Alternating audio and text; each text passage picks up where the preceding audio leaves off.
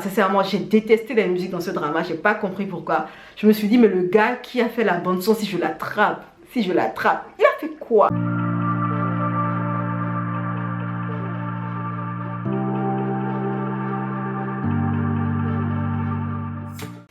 Hello, moi c'est Diane et Didi. Et dans cette vidéo à l'ambiance un peu spooky, j'ai envie de vous parler de virus, de monstres et puis de fin du monde. Donc voilà, il n'y a pas mieux pour une ambiance spooky. Il s'agit d'un drama coréen du nom de Sweet Home. Il fait 10 épisodes d'1 heure. Et si je devais lui donner une note sur une échelle de 1 à 10, je crois bien que je lui donnerais 7 sur 10. Et je vous dis tout de suite pourquoi. L'histoire va redémarrer avec un jeune lycéen qui emménage tout seul en fait dans un immeuble en fait. Il emménage dans un immeuble tout seul, on se demande pourquoi. Bref, il a perdu sa famille dans un accident de voiture, il est le seul survivant. Il se faisait harceler à l'école et du coup il était déjà un peu déprimé. Ce jeune lycéen s'appelle, attendez, Cha Hyun-soo. En fait, Cha Hyun-soo, en fait, du coup, on n'a plus rien à faire de la vie, il a envie d'en finir. Et il va il va tenter de se suicider, il va pas y arriver. Il va décider de reporter sa tentative de suicide à plus tard.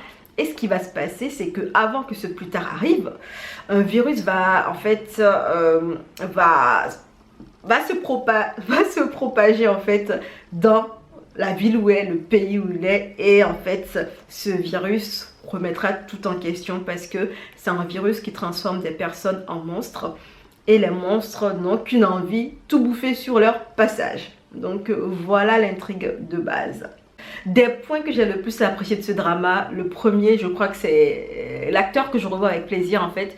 L'acteur principal qui joue le rôle du lycéen, Cha Hyun-soo, est un acteur que j'avais vu dans Navilera et puis dans Nevertheless, des dramas que j'avais bien appréciés de manière générale. C'est un BG, il joue pas mal, donc honnêtement ça fait plaisir de le voir à l'écran, c'est sûr. J'ai apprécié aussi le démarrage de l'histoire, en fait, l'histoire vous prend par surprise. Le démarrage en fait vous donne envie de comprendre ce qui se passe. On se demande mais qu'est-ce qui se passe, pourquoi, quoi, et vous avez envie de suivre justement les épisodes pour comprendre c'est quoi cette histoire de virus, parce que les gens de l'immeuble vont se retrouver en fait enfermés, ils vont se cloîtrer dans l'immeuble pour essayer de ne pas, pour essayer de ne pas se faire attaquer par les monstres. Ils vont condamner les entrées. Mais le truc c'est que le virus peut atteindre aussi les gens de l'immeuble. On ne sait pas en fait comment est-ce qu'il se déclenche, on ne sait pas c'est quoi les moyens de contamination, on ne sait rien de tout ça. Et des gens au sein de l'immeuble se transforment en monstres également. Honnêtement, c'est un drama qui vous met en mode survival H24, ça c'est sûr. Il y a un truc de folie avec la manière dont les habitants vont devoir en fait se rendre solidaires. Ils vont devoir être solidaires pour lutter contre les monstres. Ils vont devoir s'organiser, rationner les nourritures, rationner les vivres, l'eau, rationner tout ce qu'ils peuvent. Parce que petit à petit, en fait, les structures qui maintiennent la distribution des choses basiques dans la ville commencent à lâcher déjà. Et il faut dire aussi que à cause de l'attaque des monstres et des grosses batailles qu'il y a, en fait, il y a beaucoup d'éléments qui se retrouvent endommagés dans l'immeuble. J'ai apprécié qu'on prenne le temps de développer l'histoire de chacun des habitants de l'immeuble. En fait, on vous donne un peu leur background, histoire que vous compreniez pourquoi ils ont certains talents ou pas, ou pourquoi est-ce qu'ils sont des trouillards aussi. Il y a ça aussi qui est expliqué. Et il y a des personnages que je trouvais super intéressants, par exemple comme le gangster qui honnêtement... chapeau, c'est un fonceur ce gars, honnêtement j'ai kiffé en fait quand il prenait il prenait le lead, en fait je kiffais le voir à l'action. J'ai apprécié aussi celui qui prenait la tête du groupe, en fait, qui donnait les idées, comment répartir les rôles et tout ça, qui du coup était devenu le leader de l'immeuble pour garantir la survie des habitants. Il avait une vibe un peu à la elle de Death Note, en fait. C'était le gars intelligent, sûr de lui, qui savait comment manipuler les gens. Il était méchant aussi, hein, en fait. C'est quelqu'un qui est prêt à prendre des décisions drastiques, mais qui réfléchit superbement bien pour la survie du groupe, en fait. Il va pas essayer de sauver une personne et perdre plusieurs personnes. Il rationalise de ouf. Et il était super intelligent dans la manière dont il essayait, en fait, d'utiliser tous les membres du groupe selon leur capacité, leurs appétences. Et c'était intéressant à voir. Cha Hyun-soo, le lycéen, à un moment donné, va se retrouver demi-monstre et il va être l'arme absolue en fait des gens de l'immeuble qui vont devoir le solliciter pour essayer de tuer les monstres au maximum parce que les monstres étaient quand même de taille impressionnante et c'était dur en tant qu'humain simple de lutter contre eux, quoi, parce qu'ils étaient vraiment giga énormes et tout ça, c'était vraiment compliqué à faire. Donc on a Cha Young-sung qui devient en fait celui dont dépend la survie de tous, et ce shit là qui va se faire au niveau de sa personnalité va petit à petit le transformer en quelqu'un de plus trop déprimé. Donc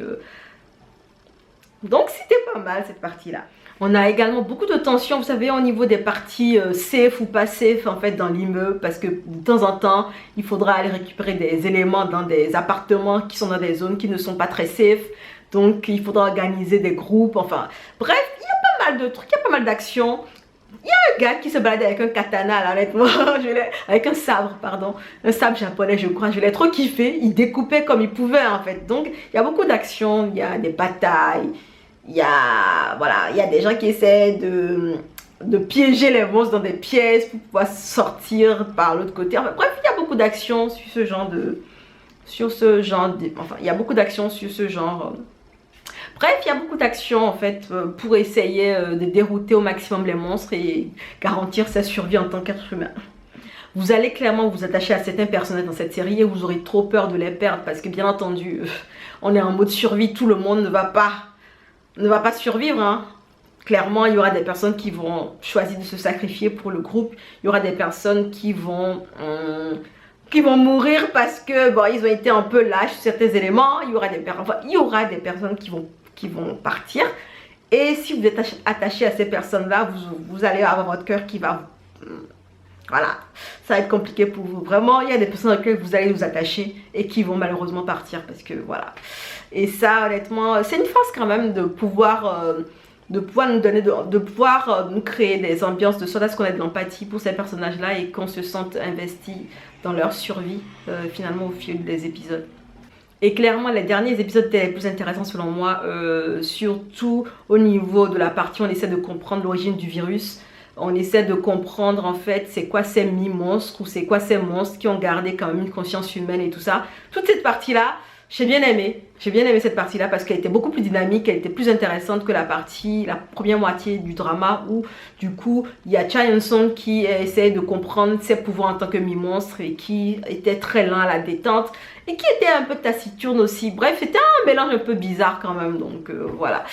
Pour les points négatifs, j'ai lu que le drama était basé sur un webtoon du même nom, donc c'est dommage que la plupart des avis trouvent qu'il n'est pas aussi bon que le webtoon. Donc je trouve ça dommage. Clairement le CGI est de très mauvaise qualité. Sincèrement les monstres ils sont moches à voir, ils sont numériques, ça se voit et c'est pas très bien fait en fait. C'est moche. Le CGI là c'est de mauvaise qualité. J'ai pas compris pourquoi ils ont opté pour un CGI pareil.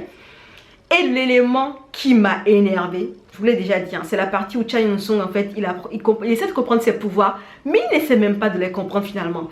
On dirait qu'il se lève au jour le jour, il fait ce qu'il a à faire. Il n'essaie pas d'essayer de maîtriser ses pouvoirs. Il est un peu long à la détente. Bref, cette partie-là était trop molle en fait pour moi.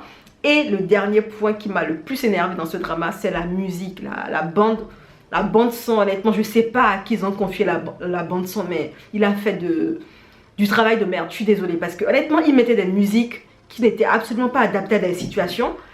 Parfois, il voulait forcer en fait une vibe cool en mettant une musique rock'n'roll. J'étais là en mode, mais what the fuck, guy? Ça ne correspond pas au mood.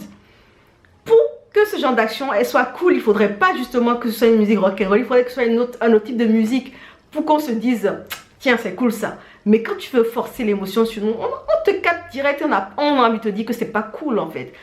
Toutes les musiques étaient bizarres. Sincèrement, j'ai détesté les musiques dans ce drama. J'ai pas compris pourquoi. Je me suis dit, mais le gars qui a fait la bande son, si je l'attrape, il a fait quoi? J'ai pas compris. Bref, voilà un peu pour ce que je pense de ce drama, grosso modo. C'est un drama que je vous recommande si vous aimez les dramas qui parlent de monstres, de virus, fin du monde, apocalypse proche, enfin ce genre de vibe. Si vous aimez les dramas qui sont pas trop longs non plus. Si vous voulez un leader charismatique un peu à la Elle, parce qu'il était vraiment pas mal dans la réflexion quand même, hein, et il a pu mener le groupe quand même très loin, alors que c'était une bande de bras cassés, clairement. Si vous aimez ce genre de vibe, je vous recommande Sweet Home. Donc voilà. N'hésitez pas à me dire ce que vous avez pensé de cette vidéo en commentaire. Pour ma part, j'en ai fini avec cette review. On se dit à bientôt dans une prochaine vidéo et en attendant, prenez soin de vous. Allez, ciao.